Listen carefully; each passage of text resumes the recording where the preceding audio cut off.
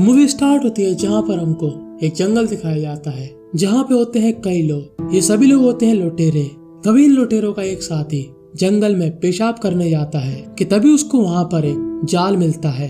ये जाल दरअसल इंसानों के मुंह के लिए था और वो और आगे बढ़ता है कि तभी उसको वहाँ पर एक गुफा दिखती है और वो उस गुफा के अंदर जाता है। पर जैसे ही वो वहाँ पर रोशनी करता है जमीन से उसको कोई चीज नीचे खींच लेती है और इस आदमी को मार देती है। और अब काफी समय बाद उस आदमी की क्या हालत है ये हम लोग देख सकते हैं। तभी वहाँ पर एक आदमी आता है। ये आदमी आर्मी का सोल्जर होता है और वो इस कंकाल की हड्डी लेकर अपने बाकी साथियों को डराता है। दरअसल ये सभी लोग एक मिशन के लिए आए और इन सभी का मिशन है एक डेड माइन को खोजना। इन सभी का कैप्टन होता है ये आदमी जिसका नाम होता है टीनो और ये है स्टैनली जो कि पहले मिलिट्री में इंजीनियर था। और ये लड़की जिसका नाम होता है रे होती है एक साइंटिस्ट और ये आदमी इसका नाम होता है वॉरेन और वॉरेन के साथ उसकी गर्लफ्रेंड भी होती है जिसका नाम होता है सूलिंग। और वॉरेन के पापा ने ही इन सभी को यहाँ पर भेजा। दरअसल वॉरेन के पापा चाहते हैं कि ये सभी लोग उस डेड माइन को खोजें जो कि सेकेंड वर्ल्ड वॉर से यहाँ पर है। और तीनों के यहाँ पर दो और साथी होते हैं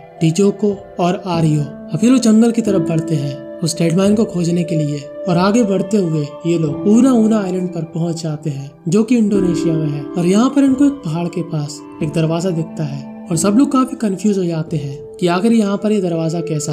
और शुरू से ही वॉरेन इस मिशन के लिए काफी उत्सुक होता है और अब स्टैनली इस गुफा की जांच करता है और बाकी साथी बाहर खड़े होकर निगरानी करते हैं।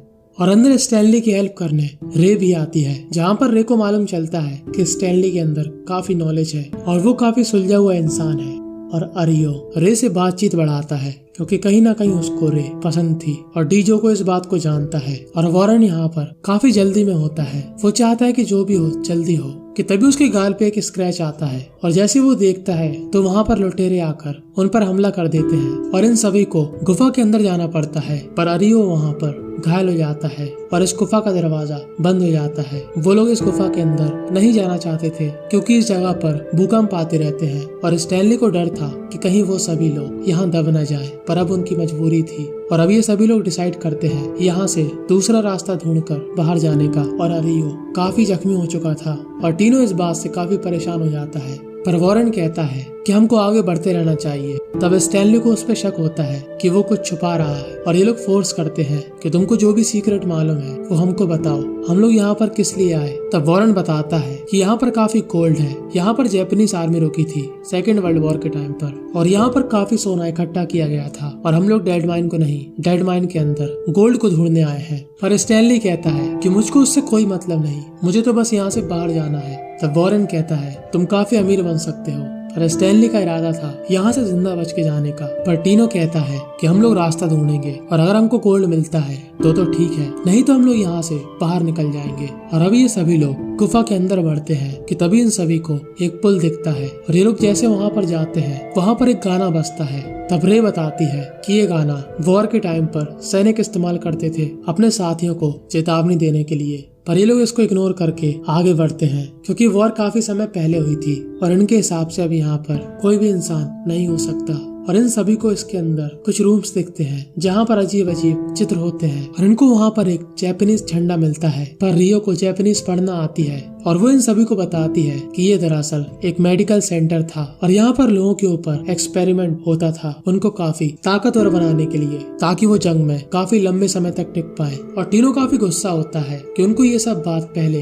वॉरेन ने क्यों नहीं बताई। और अभी सभी लोग डिसाइड करते हैं कि टीनो, स्नेक, वॉरेन और सूलिंग रास्ता खोजने जाएंगे और बाकी साथी इसी कमरे में रुकेंगे और आरियो की देखभाल करेंगे। और तभी थोड़ी देर के बाद आरियो वहाँ पर उठता है और वो क्या देखता है कि जमीन पर गड्ढा हो रहा और वहाँ से हाथ निकलकर उसको अंदर खींच लेते हैं। और जैसे ये तीनों लोग उसके अंदर देखते हैं वहाँ पर एक अजीब सा इंसान होता है जिसके मुंह पर कुछ बंधा होता है और स्टैनली काफी परेशान हो जाता है और ये सभी लोग उसका पीछा करते हैं। और स्टैनली और रे को आरियो की लाश मिलती है और डीजो को कोई और रास्ते से आता है और दूसरी तरफ ये चारों लोग एक लैब में पहुंच जाते हैं जहाँ पर उनको बुक्स पढ़ के मालूम चलता है कि यहाँ पर इंसानों के ऊपर एक्सपेरिमेंट होता था। और अब डीजो को एक अलग ही जगह पर पहुंच जाता है जहाँ पर वही अजीब से इंसान डीजो को पर हमला करने लगते हैं। अब डीजो को एक दो को तो मार देता है पर तभी उसकी गोलियां खत्म हो जाती है और इन सभी पर गोलियों का असर इतना ज्यादा भी नहीं हो रहा था।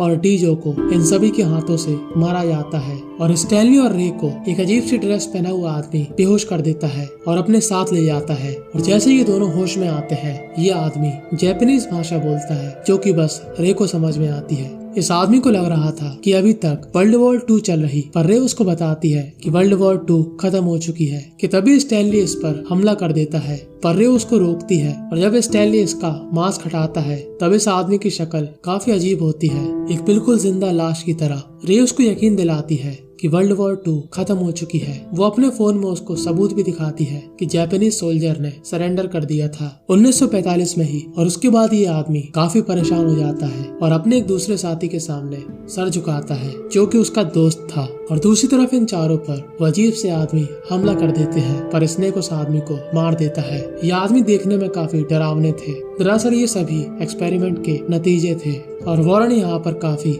घायल हो जाता है।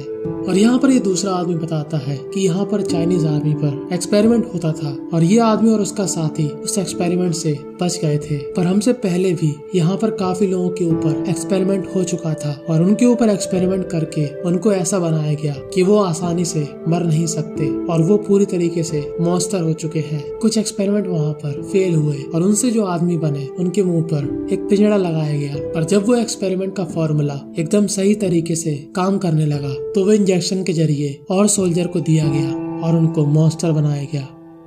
और इन चारों को आगे बढ़ते हुए एक दीवार के टूटने पर एक आदमी दिखता है जिसके ऊपर एक्सपेरिमेंट किया गया था, पर अब वो मर चुका है। और वॉरेन यहाँ पर देखता है कि इस एक्सपेरिमेंट में जिस दवाई को इन सोल्जर के अंदर डाला जाता था उसमें गोल्ड का इस्तेमाल होता था, यानी कि पूरा गोल्ड उन सोल्जर को बनाने में ही चला गया। और यहाँ पर वॉरेन काफी परेशान हो जाता है क्योंकि अब उसको गोल्ड नहीं मिलने वाला था और वो इस इंजेक्शन को ही अपने साथ रख लेता है। और ये आदमी कहता है कि मैं तुमको बाहर जाने का सही रास्ता बताऊंगा, पर मुझे तुम्हारे साथ चलना पड़ेगा। और यहाँ पर टीनो और स्नेक को काफी बड़ा दरवाजा दिखता है और वो लोग इस दरवाजे को खोलकर अंदर चले जाते हैं। पर वो लोग जैसे ही एक रिंग के अंदर पैर रखते हैं वहाँ पर लाइट जल जाती है और हम लोग यहाँ पर क्या देखते हैं कि यहाँ पर और भी सोल्जर थे और ये वही सोल्जर हैं जिनके ऊपर एक्सपेरिमेंट सफल हुआ था और इनके कवच के ऊपर गोली का असर नहीं होता और वो टीनो को घायल कर देते हैं। और जब स्नेक इस दरवाजे को बंद कर रहा होता है तब ये सोल्जर उसकी छाती पर तलवार घुसेड़ देते हैं और टीनो के सामने ही उसको मार देते हैं। और अब बचे हुए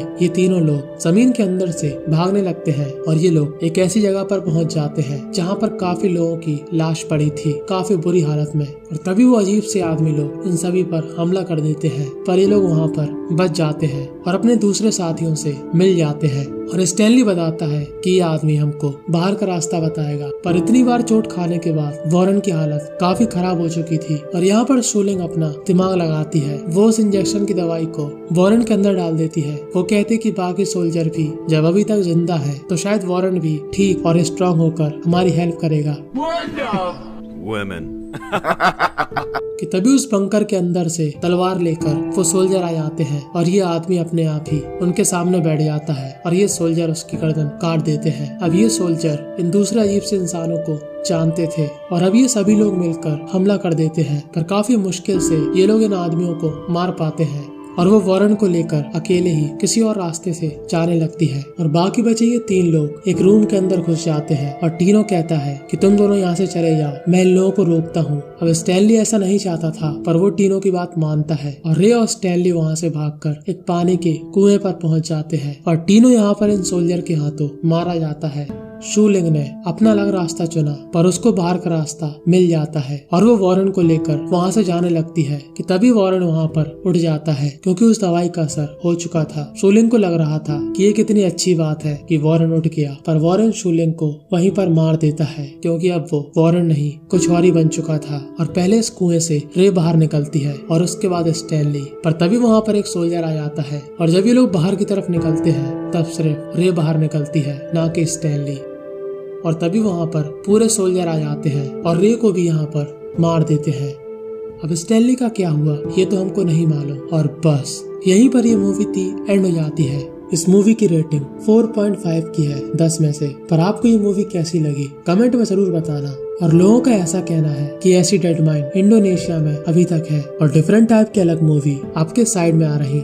आपके पास KBC की तरह 4 ऑप्शन है। पहली ये मूवी जिसमें मछुआरों के पीछे पड़ जाती है एक बड़ी सी वेल और दूसरी जहाँ पर ये दो लड़कियाँ अपने मजे के लिए एक काफी बड़े टावर में फंस जाती हैं। तीसरी मूवी एक स्पेस मूवी जहाँ पर एक टीम समय में काफी पीछे पहुँच जाती है जहाँ से इस धरती का निर्माण स्टार्ट हुआ था। और चौथी मूवी जो कि है मंकी किंग के ऊपर कैसे स्वर्ग और नर्क के बीच लड़ाई स्टार्ट हुई। चारों ही मूवी काफी बेहतरीन है